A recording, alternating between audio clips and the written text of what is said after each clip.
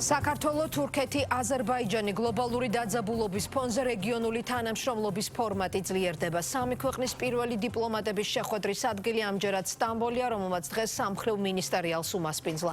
14 წლის წინ შექმნილი პლატფორმის ფარგლებში მეზობლებს შორის პოლიტიკური დიალოგის გაძლიერება და სავაჭრო-ეკონომიკური თანამშრომლობის გაღრმავება დღის წესრიგის მთავარი თემა იყო. განსაკუთრებული აქცენტი შუა დერეფნის მარშრუტზე გაკეთდა, რომელიც ევროპა-აზიის დაკავშირების კუთხით სამივე ქვეყნის სატრანზიტო მნიშვნელობას ზრდის. ენერგეტიკული რესურსების ტრანსპორტირება, რკინიგზის მოდერნიზება, ინფრასტრუქტურის განვითარება. უკვე დაწყებულ პროექტებთან ერთად განიხილეს ახალი პროექტებიც. საგარეო საქმეთა მინისტრები თანხმდებიან, რომ რეგიონში მშვიდობის უზრუნველყოფა მნიშვნელოვანი წინაპირობა რეგიონის და საერთაშორისო უსაფრთხოებისთვის. მინისტერიალი ერთობლივი დეკლარაციის ხელმოწერით დასრულდა. გადაწყდა, რომ მომდევნო შეხვედრა თბილისში გაიმართება. რა შედეგები დასრულდა შეხვედრები საქართველოს სტრატეგიულ პარტნიორებთან და უმსხვილეს სავაჭრო პარტნიორებთან მოამბე სტამბოლიდან მინისტერიალს ნათია ქენქაძე აშუქებდა, რომელიც ახლა პირდაპირ ეთერში ჩაგვერთვება. ნათია. როგორია რეგიონის როლი საერთაშორისო მიმართულებით? იქნება ეს პოლიტიკა, დაკავშირებადობა, ენერგეტიკული პროექტები თუ სავაჭრო-ეკონომიკური მიმართულება და რა გავლენას ახდენს სოფლიოში განვითარებული პროცესები რეგიონზე, მათ შორის კონფლიქტები, ის ვითარება, რაც არის ჩვენი სამი ქვეყნის გარშემო. სწორედ ამ საკითხებზე მსჯელობდნენ საქართველოს, თურქეთის და აზერბაიჯანის საგარეო საქმეთა მინისტრები დღეს სტამბოლში სამხრივ ფორმატში, ასევე პირისპირ შეხვედრებზე. დღეს საგარეო საქმეთა მინისტრმა მედიას შეაჯამა გასული დღეის შეხვედრები, რომელიც გაიმართა, ის დეკლარაცია, რომელიც გაფორმდა. მაკა ბოჭორიშვილი ამბობს, რომ ძალიან ეფექტურად და შინაარსიანად გამოიყენა სამივე ქვეყნის საგარეო უწყების წარმომადგენელმა დღევანდელი ფორმატი. სწორედ ეს იყო ამ ფორმატის შექმნის მიზანიც, მისი თქმით, რომ ერთად იყოს დაგეგმილი ყველა ის პროექტი და ყველა ის საკითხი იყო შეთანხმებული, რომელიც სარგებელს მოუტანს სამივე ქვეყანას. თანამშრომლობის სფერო და მიმართულება არის ძალიან ბევრი, როგორც ცნობილია, რეგიონის სამი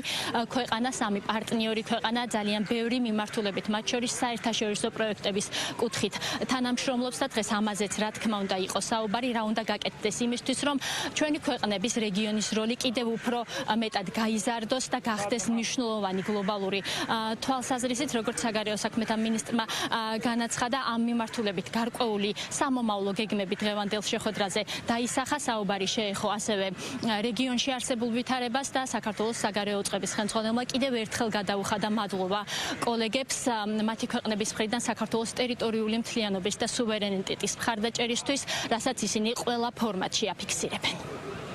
ეს პირველ რიგში კარგი შესაძლებლობაა, რომ შევაფასოთ ჩვენი სამხრივი თანამშრომლობა, რაც მნიშვნელოვანია სამივე ქვეყნისთვის და არა მხოლოდ ჩვენი ქვეყნებისთვის, არამედ უფრო ფართო რეგიონისთვის. ჩვენ განვიხილეთ ის პროექტები, რაც ათწლეულების განმავლობაში უკვე განხორციელდა და წარმატებულად ხორციელდება დღესაც.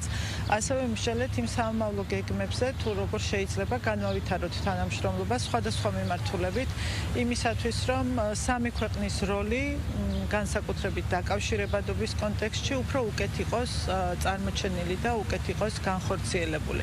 არსებობს მთელი რიგი იდეები, არის მთელი რიგი პროექტები, რასაც სჭირდება ჩვენი ყოველდღიური მუშაობა, თანამშრომლობა და შეიძლება ითქვას, რომ საკმაოდ პოზიტიური დინამიკით და პოზიტიურად ჩატარდა დღევანდელი შეხვედრა და ძალიან კარგი განხილვები ჰქონდა სწორედ ამ საკითხებთან დაკავშირებით. სტამბოლის დეკლარაციაც ამ შემთხვევაში აჯამებს ჩვენს შეხვედრას, დღევანდელ შეხვედრას, ეხება ყველა იმ მნიშვნელოვან თემას, რაც ჩვენ განვიხილეთ, უსაფრთხოების თემებიდან დაწყებული, იცით, რომ თურქეთიც და აზერბაიჯანიც საქართველოს ტერიტორიულ მთლიანობას უჭერენ მხარს, ისინი საქართველოს სუვერენიტეტს პატივსცემენ, ეს საკითხებიც იყო, რა თქმა უნდა, აღნიშნული. როგორც გითხარით, გარდა სამხრივი ფორმატისა, იყო დღეს პირისპირ შეხვედრებიც, კოლეგებმა განიხილეს ორ ქვეყანას შორის ურთიერთობები, ყველა ის საკითხი, რომელიც არის სამომავლო თანამშრომლობის კუთხითაც გასათვალისწინებელი და დასაგეგმი და მრავალმხრივი ურთიერთობა, რომელიც ჩვენს ქვეყნებს აკავშირებს. რაც შეეხება სამხრივ ფორმატს, აქ უკვე იყო განხილული ის საკითხები, რომლებიც აერთიანებს რეგიონის ამ სამ ქვეყანას, საქართველოს, აზერბაიჯანს და თურქეთს, მთელი რიგი პროექტები, რომლებშიც ჩვენი ქვეყნები თანამშრომლობენ. მათ შორის გლობალური მნიშვნელობის პროექტები და დაისახა ასევე სამომავლო გეგმები. Ყველა ეს საკითხი აისახა დეკლარაციაში, სტამბოლის დეკლარაციაში, იქ არის ასევე საუბარი სამომავლო გეგმებზეც და მას მინისტრებმა მოაწერეს ხელი, შემდეგ კი გაიმართა უკვე ერთობლივი ბრიფინგი, სადაც მათ დღევანდელი დღე შეაჯამეს და ისაუბრეს ამ ფორმატის მნიშვნელობაზე, რომელიც მათი თქმით ადასტურებს თუ რა დიდი მნიშვნელობა აქვს რეგიონში კეთილმეზობლურ ურთიერთობას, რომ ჩვენი სამი ქვეყანა არის არამხოლოდ მეზობელი, არის მეტ უმნიშვნელოვანესი პარტნიორი ერთმანეთისთვის და ასევე ისაუბრეს რეგიონში მშვიდობის და სტაბილურობის მნიშვნელობაზეც ყველა მხარემ დააფიქსირა საკუთარი პოზიცია, დადებითი პოზიცია თავისთავად ცხადია სომხეთსა და აზერბაიჯანს შორის სამშვიდობო შეთანხმების გაფორმების საკითხზე და აღინიშნა, რომ ეს მშვიდობა კიდევ უფრო გააძლიერებს ინტერესს ჩვენი რეგიონის მიმართ, მის მნიშვნელობას გაზრდის და კიდევ უფრო მეტი ინვესტიციის თუ მოზიდვას თუ პროექტის განხორციელებას შეუწყობს ხელს, რაც რა თქმა უნდა დადებითად აისახება ამ სამი ქვეყნის მოსახლეობაზე. ჩვენ დღეს აქ შევიკრიბეთ არა მხოლოდ სამი სახელმწიფოს წარმომადგენლები, არამედ როგორც პარტნიორები, რომელსაც აერთიანებს მშვიდობის, კეთილდღეობის და განვითარების საერთო ხედვა. წლების განმავლობაში ჩვენმა თანამშრომლობამ ნათლად აჩვენა, რომ ურთიერთპატივისცემასა და საერთო ინტერესებზე დაფუძნებული პარტნიორობა მნიშვნელოვან შედეგებს იძლევა როგორც ჩვენი ქვეყნებისთვის, ასევე მთელი რეგიონისთვის.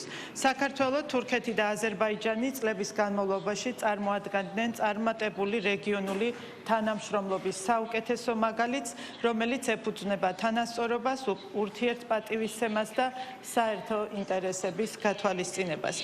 ჩვენი პარტნიორობის წარმატებას ადასტურებს არაერთი მნიშვნელოვანი ინფრასტრუქტურული, ენერგეტიკული თუ სატრანსპორტო პროექტი, რომლებიც არა მხოლოდ ჩვენს ქვეყნებისთვის, არამედ მთელი რეგიონისთვის არის მნიშვნელოვანი. თანამედროვე საერთაშორისო გარემოში არსებული გამოწვევების გათვალისწინებით სამმხრივი ფორმატი გვაძლევს შესაძლებლობას საერთო ინტერესების განსახორციელებლად კოორდინირებულად ვიმუშაოთ.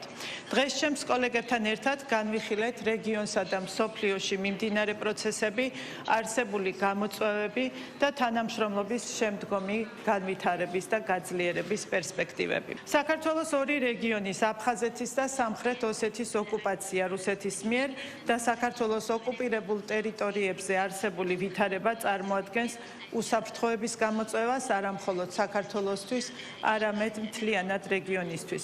საქართველოს სუვერენიტეტისა და ტერიტორიული მთლიანობის მიმართ საერთაშორისო მხარდაჭერას განსაკუთრებული მნიშვნელობა აქვს და კიდევ ერთხელ მადლობას გადავუხდით თურქეთის რესპუბლიკის და აზერბაიჯანის რესპუბლიკას მტკიცე მხარდაჭერისთვის. დეტალურად განვიხილავთ ჩვენი ქვეყნების საერთო დღის წესრიგში არსებულ საკითხებს და ვმართავთ კონსულტაციებს რეგიონულ და გლობალურ მოვლენებთან დაკავშირებით. ძვირფასო მეგობრებო, ამჟამად ჩვენ ვცხოვრობთ ერთ-ერთ იმ იშვიათ პერიოდში, როდესაც მსოფლიოს სხვადასხვა რეგიონში ერთდროულად მიმდინარეობს გეოპოლიტიკური რყევები და გარდატეხები. გაიზარდა ეკონომიკური გაურკვევლობა. ამ კონტექსტში ეს ყველაფერი ძალიან მნიშვნელოვანია და ვფიქრობ, ენერგომიწოდება, რომელიც გახდა საკმაოდ ეფექტური და რაც მთავარია, იაფი, ეს გახლავთ მნიშვნელოვანი მიღწევა. ჩვენ გვესმის ეს საკითხი და ფაქტობრივად იმ კრიზისულ პერიოდში, რომელსაც განიცდის მსოფლიო, ეს ყველაფერი არის ძალიან დიდი მნიშვნელობის მქონე არამხოლოდ ჩვენი რეგიონისთვის. ფაქტობრივად ჩვენ არამხოლოდ ენერგორესურსების ტრანსპორტირებაზე ვსაუბრობთ, არამედ ჩვენ უფრო მეტად ვსაუბრობთ იმ ენერგოუსაფრთხოებაზე, რომელიც მოაქვს ჩვენს ძალისხმევას, განსაკუთრებით დაკავშირებადობის თემაზე ევროპასა და აზიას შორის. მე ვსაუბრობ შუადერეფნის თემაზე, რომელიც არის ხერხემალი მთელი ჩვენი სტრატეგიული თანამშრომლობისა. განსაკუთრებით რკინიგზა, რომელმაც მიაღწია განსაკუთრებულ ოპერაბელურობას, გახლავთ უმნიშვნელოვანესი თემა და სრულიად ახლახან ვიზეიმეთ ჩვენ გახსნა ამ სრულიად შესანიშნავი სტრატეგიული მარშრუტის. ძალიან მნიშვნელოვანი ენერგეტიკული და ვაჭრობის დერეფნები გადის აზერბაიჯანს, საქართველოს და თურქეთს შორის და გვინდა ეს პოტენციალი გაიზარდოს.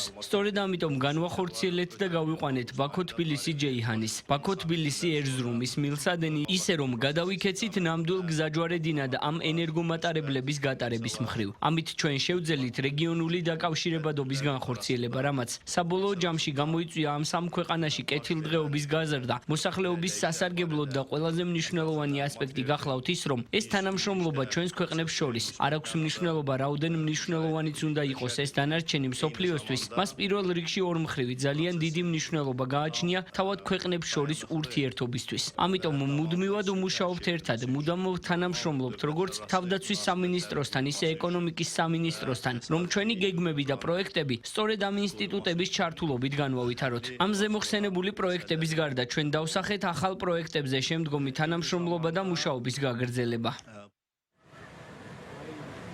საქართველოს საგარეო საქმეთა მინისტრის თურქეთის რესპუბლიკაში ვიზიტის მთავარი პოლიტიკური ნაწილი დღეს დასრულდა. ხვალ საგარეო საქმეთა სამინისტრო საელჩოსთან და საკონსულოსთან ერთად გამართავს მიღებას საქართველოს დამოუკიდებლობის დღესთან დაკავშირებით, სადაც იქნება როგორც სიტყვით გამოსვლები, ასევე კულტურული ნაწილი და რომელსაც დაესწრებიან, რა თქმა უნდა, ადგილობრივი დიასპორის წარმომადგენლები, ასევე წარმომადგენლები საელჩოებიდან, დიპლომატიური მისიებიდან და ასევე პოლიტიკური წრეებიდან იქნება რამდენიმე სტუმარი, მათ შორის თურქეთის რესპუბლიკის ენერგეტიკის მინისტრი. მადლობა, სტამბოლიდან ნათია ქენქაძე საუბრობდა პირდაპირ ეთერში.